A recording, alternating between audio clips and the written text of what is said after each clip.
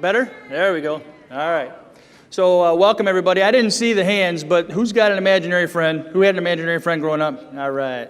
You know, studies show that those folks are much, much more creative. So how many only children? Lucky. You're lucky, right? I did okay as an only child. So, no, I'm good with that. So, anyways, what I'd like to do is just, here's my message. It's really very simple. Please don't ever underestimate what you do or say and the impact that has on other people.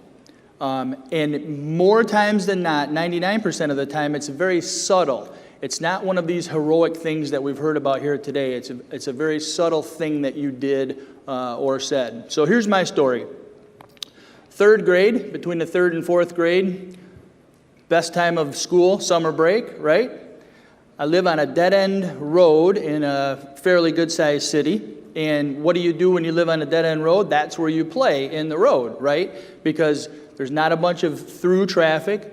Everybody knows everybody. It's a small community. So there's a group of 4 of us riding our bikes up and down the road, having a good time. There's a purple Buick Riviera that drives about halfway down the road, stops, lets 2 people out, drives down to the end of the road, turns around and stops. Now, we're all relatively smart people here. That just doesn't exactly pass the smell test, but when you're, third grade, doesn't make a whole lot of sense, right? Or you don't pay that much attention to it. So pretty soon, these 2 people that they let out of the car go to this house, and they go into the house. Still didn't really register. A couple minutes later, one comes out carrying a TV, one comes out carrying a stereo. Third grade, we're playing in the road. It's all good, right? It's a nice sunny day. So these 2 guys are walking. They're walking down towards the Purple Riviera. They're about 15 feet, give or take, from the group of the 4 of us playing, and we hear a huge boom, and the next thing I know, the guy's missing a head. There were several more shots to the tune of about 7 that rang out. Fortunately, nobody else was struck because we're just dumb kids playing in the middle of the road. Of course, the Purple Riviera takes off. The other guy dropped the TV that he was carrying, and he takes off. The police come and clean up the mess. The fire department actually washed what was left of this guy's head off the side of the road.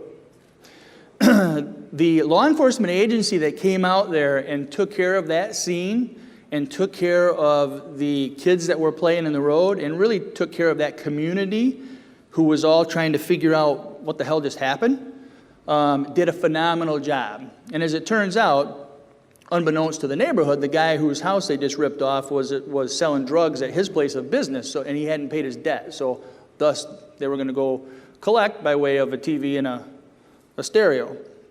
So now we fast forward to 14 years old. My parents get a divorce. Now we fast forward to 16 years old. Not really sure where life's going. I'm an only child, just kind of muddling my way through school. Police show up at my house. Hey, you know where your dad's at? Dude, I'm 16. He doesn't answer to me, right? I have no idea. Oh, okay. Can I ask why?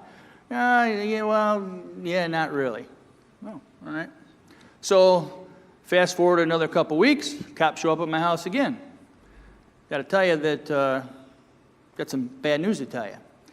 Your dad killed his stepmom, and then he killed himself. Wow, thanks. The department that handled that, not only the notification was it piss poor at best, but the investigation was terrible. I fought with that police department for a long time just to get the property back. This ring that I wear on this hand was my dad's ring. He had wore it forever. It was one of the first gifts that my mom had given him. And it was MIA. We don't have it in property, we can't find it, et cetera, et cetera. So I basically went to war with that law enforcement agency and finally got the ring back. And the way that worked out was this. I show up there and I said, listen, I know I'm only 16 years old, but I will really be your worst nightmare. We don't want to go down this road. I want all of my dad's property back. So I got it all back, including a bloody set of underwear. Yeah, nice, right? So what I saw from that point was I saw the law enforcement agency that handled this first incident, in my opinion, perfectly. Then I see this law enforcement agency, which was a different one, by the way, not so much.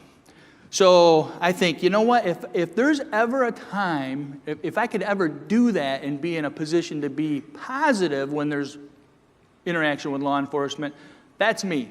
So I set my sights on being a police officer. Graduate the police academy, life is great. 1988. What's every cop known for back in 1988? Mirrored sunglasses, right? Oh yeah. So I am all about the mirrored sunglasses. I'm all about the uniform looking good. I was in a little better shape then. Well, thank you. Thank you. So I show up for my first day at work. I don't think I slept the night before. It's a couple hours early even, just waiting, chomping at the bit. Okay. When do I get to go crush crime? When do I get to go save the world? 8 o'clock, I hop in my patrol car, driving around just looking for crime. No bank robberies, right? No homicides, no nothing. Crap, 2 hours. I can't even buy a speeder, right? Everybody's like on their best behavior. So a couple hours go by. Finally, the radio pipes up. Hey, go to a PI, personal injury accident. Oh, got something to do. Sweet. Show up at the scene, get out of the patrol car. I'm here to save the day.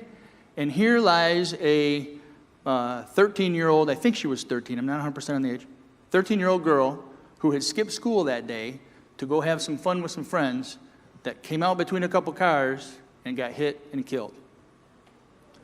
Holy shit. What am I doing here? Did I choose the right profession? Overwhelming to say the least. However, why did I get into this business? I got into this business to do the best I could to be positive when there's interaction with law enforcement. So I did the best I could with the investigation. I did the best I could with the family, and ultimately we got to be pretty good friends, and they were very pleased with the way that was handled. So let me back up just a couple times. There's a couple other people along the way that played a part in who I am today, not just those incidents. That's what I mean by don't ever think for a second that your actions or your words, positive or negative, have an impact on somebody. Those police officers in the first scenario, they have no idea the effect that they had on me.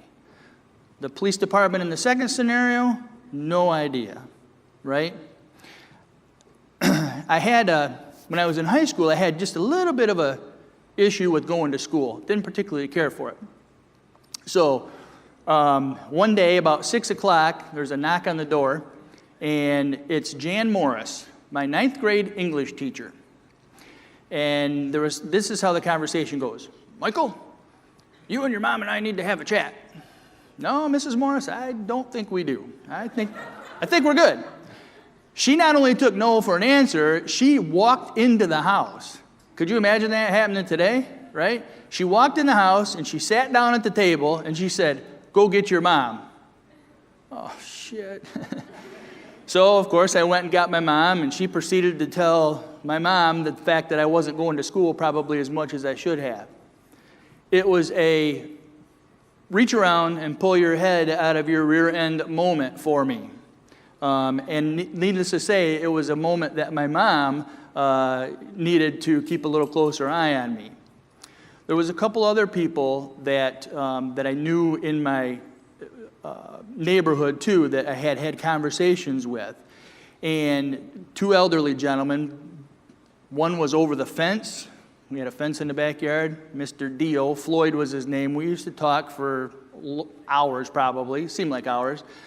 I learned a ton from that old guy, mostly about just kind of nature and stuff, life in general. There's another old guy down the street, Charlie was his name. I learned a lot about history from Charlie. My point in telling you the Jan Morris, the Charlie, and the Floyd story is simply this. Those people had a huge impact on my life and never knew it. It was just conversation that we were having. There was no epiphany at that time. There was no teaching moment at that time for them or for me. It was just conversation. But I look back now and they helped mold me into the person that I am today. So, as you heard from the introduction, I've been with the Sheriff's Office for 26 years. I hope to be around for not another 26, God, but a while anyways. And I have made that my mission to continue to paint law enforcement in a better light. I'm involved in a number of nonprofits here in the county, and also a lot of civic groups, because we need that as law enforcement. We need to show people that we are truly here to help. People don't call up cops just to say, hey, how you doing, right? They call when there's some sort of crisis. And when the crisis is there, we need to be able to answer that. And we need to be able to do it in a sympathetic and professional way. The problem with law enforcement is this, though. Because we're never called when it's good news, because we're always called when it's bad, we tend to get cynical.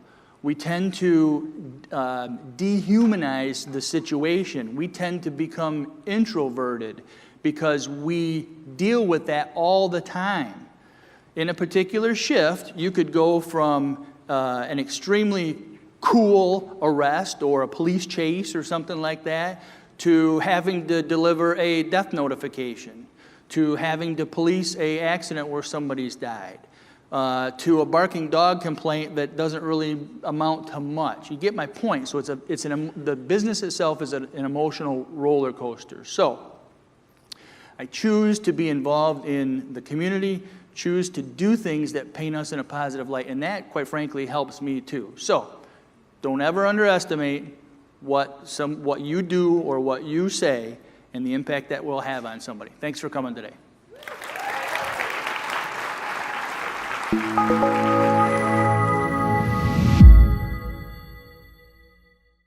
The Hero Roundtables are the global events that ask the question, what is a hero?